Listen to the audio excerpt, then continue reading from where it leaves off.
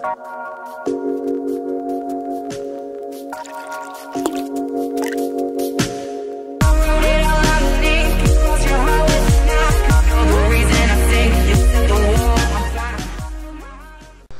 tout le monde, et on se retrouve pour la deuxième partie du tuto sur Cinema 4D et Photoshop. Donc dans cette partie on va utiliser le tracé qu'on avait fait dans la première partie sur Cinema 4D pour arriver à faire un texte en 3D à peu près comme celui qu'il y a sur mon fond d'écran, mais peut-être d'autres couleurs.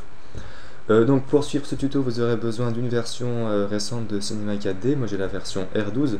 Je vous dis de nouveau pas directement comment l'avoir, mais si vous cherchez un petit peu je suis sûr que vous arriverez à le craquer. Vous cherchez sur YouTube. Et puis vous aurez également besoin, je pense, du petit pack que je vous mets dans la description. Donc j'ai fait un petit dossier, vous retrouverez le tracé qu'on avait fait dans la première partie si jamais vous l'avez pas.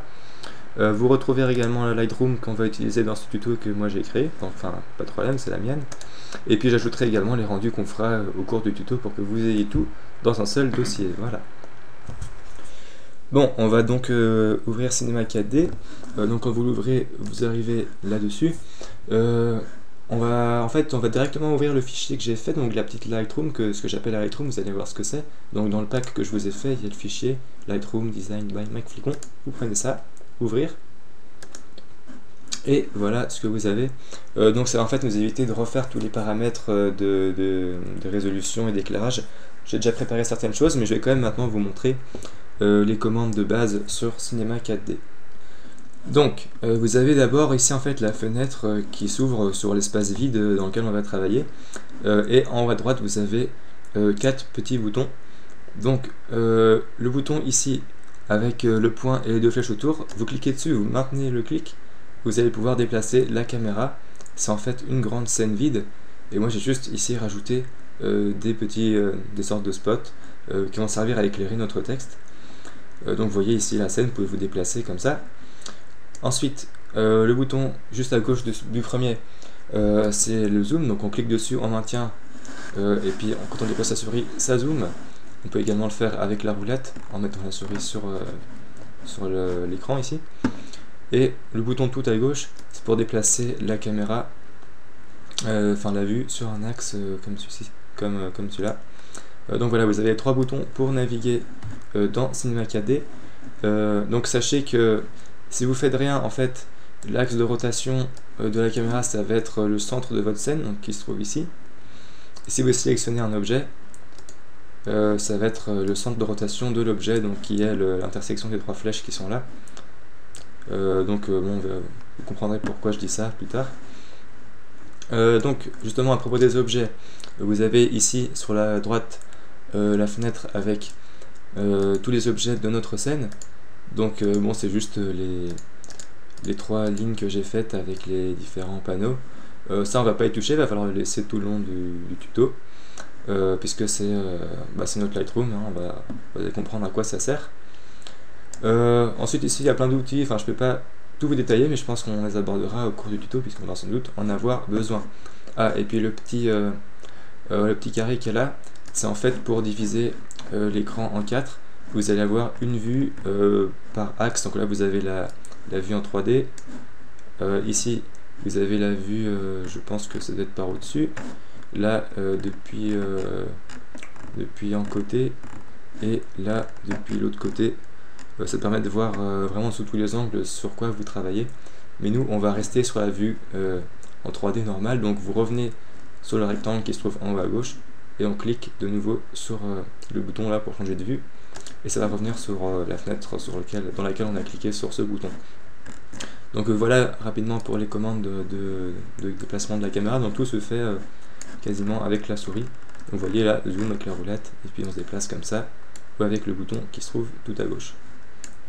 Bon, maintenant on va quand même essayer de faire quelque chose. On va donc importer le tracé qu'on avait fait sur la première partie du tuto sur Photoshop.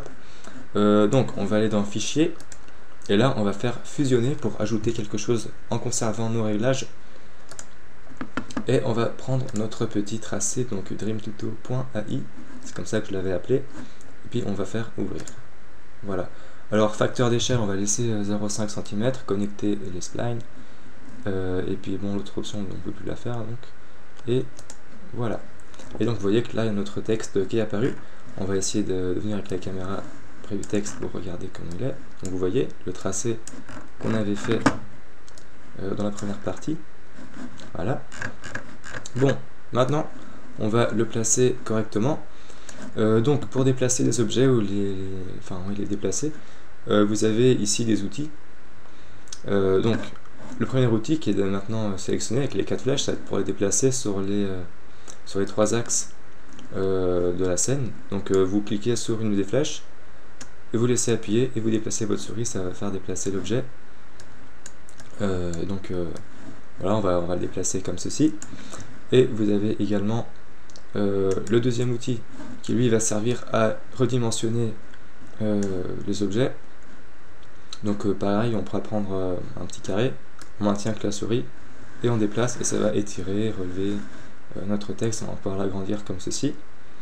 Donc bon, là on va pas laisser ça comme ça. Pour annuler quoi que ce soit sur Cinema 4D, vous faites comme dans la plupart des logiciels, CTRL Z. Voilà, et là on revient en arrière.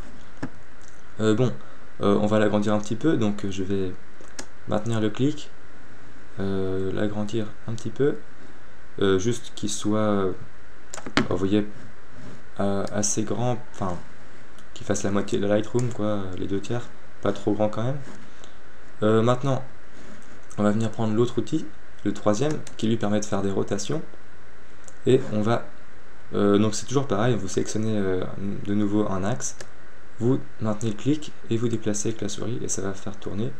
On va le faire tourner à peu près à 90 degrés. Voilà, 90 degrés.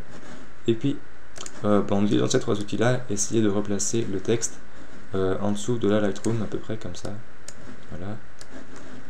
Pour qu'après il ait un bon éclairage.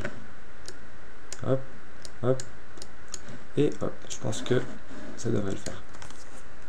Bon, avant de faire quelques modifications, on va juste mettre un petit peu d'ordre dans nos objets qui sont là. Je vais donc venir sur le cube bleu qui se trouve ici. Je vais maintenir le clic et je vais prendre neutre, les 2 flèches avec le 0. Hop, voilà. Maintenant, je vais sélectionner les 3 lignes de ma Lightroom. Donc j'en prends une, je fais CTRL et je prends les autres en laissant CTRL appuyé, je lâche, voilà. Et après, je clique, je maintiens et je les déplace dans neutre, donc il faut que la flèche noire soit horizontale, voilà, verticale, hop, et ça va les mettre dans le dossier neutre, et puis on va double-cliquer sur neutre, le texte, et on va renommer ça Lightroom, voilà, on clique dans le vide, et puis on va mettre le petit moins là pour fermer, voilà, donc comme ça, c'est déjà un peu plus propre, on voit mieux ce qu'on fait. Bon, maintenant il va falloir mettre le texte en 3D, puisque vous voyez là qu'on a que les tracés, enfin que les lignes. Donc pour ce faire, on va venir sur le cube qui se trouve là avec les arêtes autour, vous voyez cette icône là. On va prendre extrusion NURBS, hop, voilà, ça nous a ajouté l'objet extrusion NURBS, donc c'est juste un effet, enfin c'est pas un objet concret. Maintenant, on va prendre notre texte Dream Tuto. Donc en fait là l'arborescence de Dream Tuto c'est tous les tracés qu'on a fait sur Photoshop, on va pas y toucher. On prend tout le Dream Tuto et on va le mettre dans extrusion NURBS, donc la flèche noire vers le bas, hop, je lâche et ça me le met dans l'extrusion NURBS. Alors ensuite, maintenant pour que ça le mette en 3D, on va donc sélectionner bien extrusion NURBS et dans la fenêtre qui est ici en bas à droite vous avez généralement toutes les options relatives à l'objet que vous avez sélectionné, et ici dans l'onglet objet, on va venir cocher hiérarchique pour qu'il tienne compte de la hiérarchie et de tous les autres tracés qu'il y avait dans Dream. Voilà, hop, hiérarchique. Et là, vous voyez que notre texte est passé en 3D. Il y a une épaisseur. Et puis maintenant, on va mettre en couleur tout ça, on va modifier cette épaisseur. Alors, donc, avant de faire quoi que ce soit, vous voyez ici que vous avez ici nos trois flèches, donc qui sont en fait l'axe de rotation de l'objet qu'on a sélectionné. Elles ne sont pas sur notre objet, puisqu'en fait l'extrusion NURBS qu'on a sélectionné, elle est apparue normalement au milieu ici. Donc quand on va tourner la caméra, ça va tourner autour du centre et pas autour de notre texte, c'est un peu embêtant. Donc ce qu'on va faire, c'est qu'on va appuyer sur CTRL, maintenir, et on va déplacer ceci. Donc ça va juste déplacer notre centre de rotation, et puis on va essayer de le mettre un petit peu au milieu de notre texte, ce sera plus facile. pour après faire des réglages avec la caméra. Voilà, donc je le mets dans le texte, au milieu là, et au milieu ici. Donc à chaque fois j'appuie sur CTRL et je le déplace, comme ça le texte ne bouge pas. À ce stade là, si le texte vous semble trop petit, trop gros, vous pouvez toujours reprendre l'outil de redimensionnement qui se trouve là, et puis vous mettez votre souris au milieu, sur le cube du milieu, vous cliquez et vous déplacez la souris, ça va augmenter la taille du texte. Enfin bref. Bon, maintenant ce qu'on va faire, on va mettre ceci en forme. Donc on va resélectionner notre extrusion NURBS, donc je clique là, extrusion NURBS, les options réapparaissent. Première chose à faire, c'est ici mouvement. La troisième case détermine la profondeur du texte. On va augmenter un petit peu ça. On va voir 150 ce que ça donne. Ouais, on va mettre 200, voilà, comme ça. Joli chiffre, 200. Ensuite, on va aller dans couvercle, ici. Et puis, on va prendre dans l'onglet début, couvercle et biseau. Dans l'onglet fin, couvercle et biseau. Et puis en rayon, on va mettre 1,5 et voilà 1,5 ici, voilà une étape 1,5 et l'autre aussi 1,5. Donc c'est en fait le petit biseau qui va se trouver ici sur les contours de texte et qui permettront de mieux les faire ressortir. Ensuite, on va ouvrir l'arborescence du Dream Tuto, donc on vient là dans les objets et on clique sur plus, hop, et ça nous met tous nos tracés. En fait, le problème à ce moment-là, c'est que vous voyez que toutes nos lettres sont au même niveau, et en fait, si je clique dans le vide, je vois plus les contours des lettres, et donc elles sont toutes confondues. Pour éviter ça, on va simplement avancer certaines lettres et reculer certaines autres lettres, pour pouvoir bien voir la différence entre chacune des lettres. Donc on va prendre nos tracés un par un, et puis les redéplacer un peu, pour que ce soit plus joli. Donc on prend le tracé, et vous voyez que chaque fois vous avez le tracé qui se fait sélectionner. Donc on va reprendre dans l'ordre, hop, le premier. Ensuite on va prendre l'outil de déplacement, ici en haut à gauche. Et on va jouer sur la flèche bleue, donc je vous conseille de vous mettre un petit peu un biais comme ça. Et puis chaque fois vous sélectionnez un tracé, prenez la flèche bleue, vous le mettez un peu devant, un peu derrière, donc voilà, celui-là je vais le mettre devant. Le 2 je vais pas y toucher. Le 3 on va le mettre devant je pense. Il faudra qu'il soit devant les autres. Non, en fait on va le laisser, on va le mettre derrière le 2. En fait je sais pas, non on va le mettre là, voilà, comme ça. Alors faut un peu tâtonner, voir ce qui vous rend le mieux, vous n'êtes pas obligé de faire exactement comme moi. Et le principe c'est justement, c'est juste là de déplacer vos tracés. Donc bon, jusque là je touche pas, ça me va. Le E. Voilà, j'ai que cette partie, donc c'est pas ce que je voulais faire, CTRL Z. Je vais prendre la deuxième partie du E avec, donc j'appuie sur CTRL, je maintiens et je prends la deuxième partie et je vais déplacer les deux en même temps. Voilà, je vais mettre mon E devant, derrière, allez. Non, allez. Enfin si, derrière.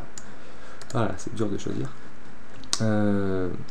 Bon, pareil pour le A, je vais prendre les différents morceaux du A et je vais les déplacer. Donc le A, on va le mettre derrière et la petite barre encore plus derrière. Et ce qui fait apparaître notre M devant. Et voilà, donc là vous voyez que le texte est plus lisible qu'avant. Je trouve que mon E est un petit peu trop à gauche, alors je vais le resélectionner et le déplacer un peu. Enfin, de toute façon, avant de mettre les couleurs, etc., il faut toujours agencer un peu son texte, bien vérifier qu'on peut lire les lettres, et tout réagencer, enfin oui, si je viens de le dire, pour bien avoir les reliefs entre les différentes lettres. Bon, ça a l'air d'être fait, on va passer à la suite. Alors avant de mettre les couleurs, on a quand même une petite chose à rajouter. Puisque en fait, vous voyez ici en bas, c'est les différentes couleurs qu'on va pouvoir appliquer au notre texte. Il y a différentes manières de mettre des couleurs devant, en arrière, mais on va essayer d'ajouter plus de relief encore à ce texte, et ça nous permettra en plus de mettre plus facilement les couleurs. Donc, je vais prendre l'extrusion NURBS ici, je vais faire CTRL-C, CTRL-V. Voilà, ça va dupliquer l'extrusion NURBS, donc mon texte en fait.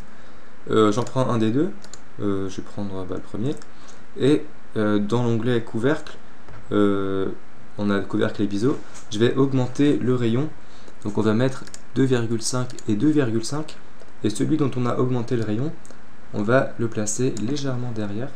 Donc je sélectionne, et puis avec la flèche de déplacement, je le place derrière.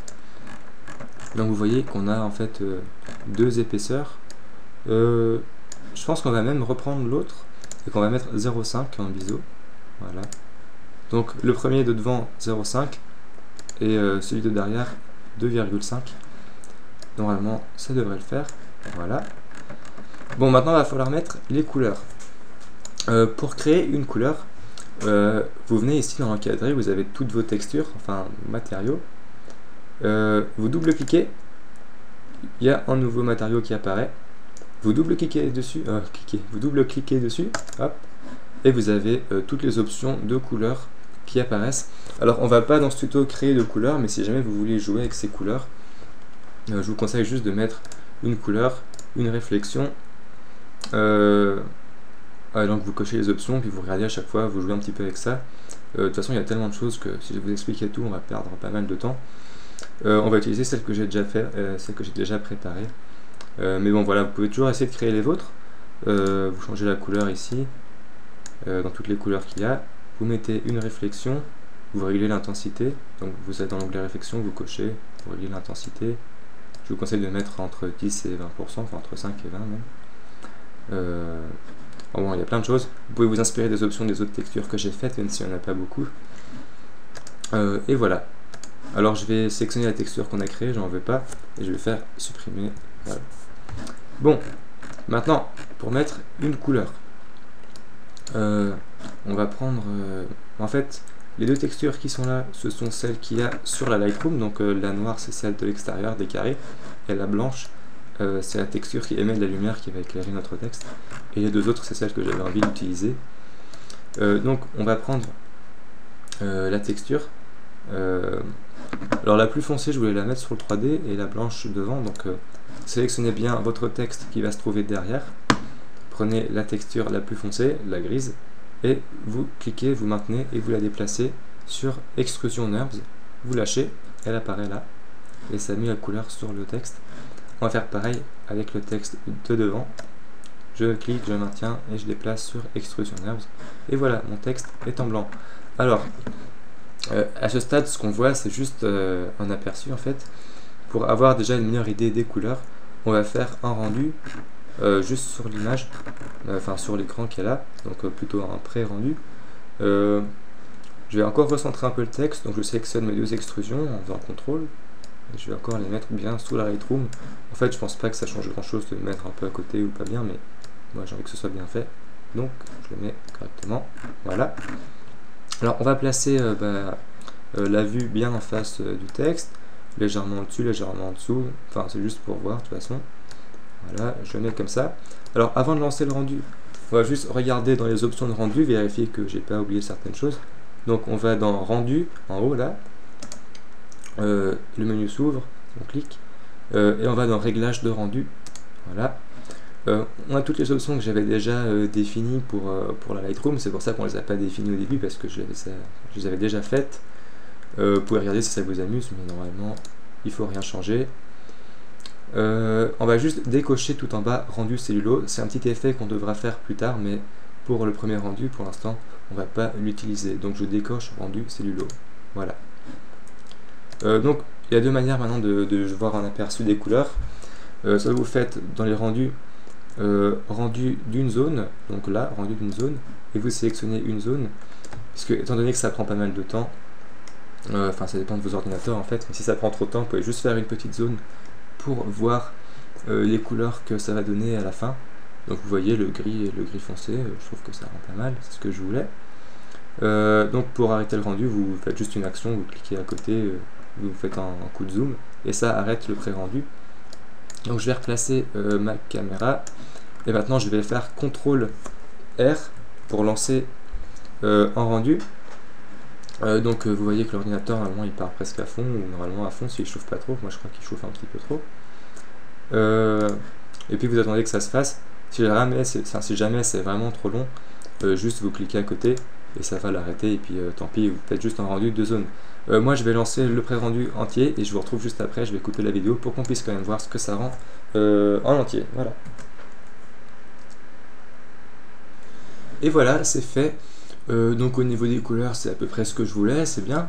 Le fond est noir parce qu'on n'a rien mis, donc c'est normal. Donc maintenant je vais recliquer, on va se remettre un petit peu dans notre scène. Je pense que je vais l'agrandir un poil plus. Voilà. Et ça devrait être bon. Donc, bon après c'est à vous de voir, en fait je vous conseille de faire des petits rendus de temps en temps, ou des petits rendus de zone, juste pour voir la couleur de votre texte. Et puis en fonction de ça, vous le replacez plus ou moins loin de votre Lightroom avec plus ou moins d'angles. Enfin, essayer différentes manières. Et vous finirez par trouver quelque chose qui vous convient. Et puis voilà, normalement ce sera bon. Alors normalement il n'y a plus grand chose à ajouter maintenant. Je pense qu'on va pouvoir faire les rendus et les enregistrer. Donc une fois que la couleur vous plaît, que vous avez placé votre texte comme vous voulez, on va placer la caméra de manière plus ou moins définitive. Généralement ce qui rend le mieux c'est des vues légèrement au-dessus, légèrement en dessous. Si vous mettez tout à fait en face, on va voir les trous en fait dans les lettres, alors c'est peut-être pas super. Moi je vais le prendre légèrement au-dessus comme ça. Voilà, je pense que ça le fait. Puis bien au milieu de mon écran, voilà. Et maintenant on va faire un rendu final. Vous voyez ici, d'abord juste avant dans les paramètres de rendu, réglage de rendu, j'ai mis en sortie, donc dans l'onglet sortie, 1920 par 1080. C'est une grosse résolution. Ça prend quand même un petit peu de temps. Après, vous pouvez la changer si vous voulez, normalement ça ne posera pas de problème. Moi je vais laisser ça parce que je voudrais avoir une image de bonne qualité. Donc je laisse 1920 par 1080. On va aller dans l'onglet rendu encore. Et puis cette fois-ci, on va faire rendu dans le visualiseur, ici. Et là, il y a une petite fenêtre qui s'ouvre et ça va me lancer mon rendu. Donc cette fois-ci en fait c'est vraiment l'image en 1080p, donc assez grosse. Ça prendra pas mal de temps à calculer, donc attendez un petit peu. Normalement votre ordinateur il se met à 100%. Puis bon, je vais couper de nouveau et je vous retrouve après pour vous dire quoi faire. Et voilà, le petit rendu est fait. Bon, si on zoome à 100% ici, vous allez voir la taille réelle de votre texte, c'est quand même plus gros que tout à l'heure, dans une meilleure qualité. Donc voilà, le premier rendu qu'on a fait. Donc maintenant, on va aller sur l'image qui est là, donc qui apparaît dans la liste des historiques de nos rendus. On va faire clic droit, enregistrer sous. Donc on va mettre PNG, tout ça on laisse. Vérifiez bien que le canal alpha est coché. Normalement tout est déjà bon, voilà, hop, ok. Et là on choisit l'endroit où on va l'enregistrer. Moi je vais le mettre dans le petit pack, comme ça vous l'aurez également dans la description quand vous aurez téléchargé le pack. Voilà, donc on va mettre rendu Dream, voilà, enregistré, et vous gardez ça de côté. Alors maintenant, étape importante, vous ne touchez à rien, vous allez juste dans rendu, réglage de rendu, cette fois vous cochez le rendu cellulo ici, voilà. Vérifiez bien que vous n'avez pas coché les couleurs, que contour et arêtes sont cochés. Couleur des arêtes on va mettre en blanc, couleur des arêtes en blanc, et couleur de fond en noir, voilà. Couleur des arêtes en blanc, couleur de fond en noir, les contours, les arêtes et pas les couleurs. On fait ça comme ça, voilà. Et là, on retourne dans notre fenêtre, notre visualiseur. Donc pour l'instant, on l'a pas. Enfin, moi, j'ai pas quitté, donc il est là. Je le pas en plein écran, juste comme ça. Voilà. On va lancer le rendu ici. Donc, on revient ici, rendu, et là, on refait un rendu comme avant, exactement pareil. Dans le visualiseur, à chaque fois, voilà, rendu dans le visualiseur, hop, et là c'est reparti, il va nous refaire le rendu, mais cette fois-ci avec l'effet particulier qui permettra d'avoir les petites lignes blanches qui sont là. Enfin nous on les fera en noir après sur Photoshop parce que le texte est blanc. Donc là il faut faire un deuxième rendu sans bouger votre texte pour que ce soit exactement superposable, voilà. Donc de nouveau ça va prendre un petit peu de temps et je vais couper la vidéo et je vous retrouve juste après. Et voilà, le rendu cellulo est terminé. Finalement, vous voyez que j'ai eu un petit bug ici, puisque j'ai deux parties qui se superposent à cet endroit. Je ne sais pas pourquoi, mais le rendu cellulo a fait ces taches blanches. Si vous avez le courage, vous pouvez refaire les deux rendus en décalant les deux parties qui composaient notre E. Donc il va falloir les sectionner chacune dans les dossiers et les décaler. Mais c'est pas trop grave puisqu'on pourra corriger ça avec Photoshop. Donc moi je vais le garder comme ça et je continuerai le tuto avec ce rendu là. Donc on va faire pareil. On va enregistrer sous. Donc on prend notre rendu cellulo. Hop, clic droit, enregistrer sous. Toutes les options comme tout à l'heure, on ne doit pas y toucher. Ok, et là je mets rendu Dream cellulo pour m'y retrouver. Voilà, enregistrer. Donc normalement là c'est bon, on peut quitter la fenêtre de rendu. On va aussi enregistrer le fichier C4D, donc enregistrer sous, et je le mets dans le dossier aussi. Donc je vais mettre texte final, voilà. Et puis normalement c'est bon, donc je pense qu'on a fait tout ce qu'il fallait. On va s'arrêter là pour cette partie là du tuto. Vous avez maintenant les deux rendus enregistrés, et puis je vous retrouve dans la troisième partie quand elle sera faite pour utiliser ces rendus sur Photoshop. Voilà, on va se quitter là-dessus et salut tout le monde.